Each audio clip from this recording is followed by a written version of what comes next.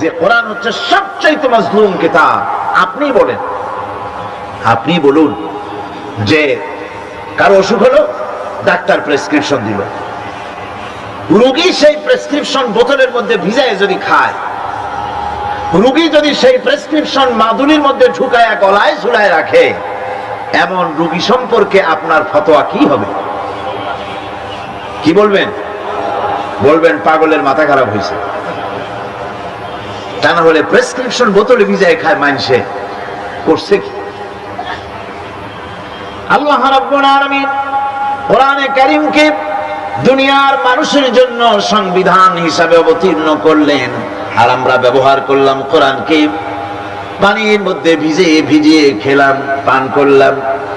কোরআনে কারীমকে মাদুলির ভিতরে ভরে গলার মধ্যে ঝুলিয়ে রাখলাম, চুমা খাইলাম, মাথায় লাগাইলাম, কোরআন পড়লাম।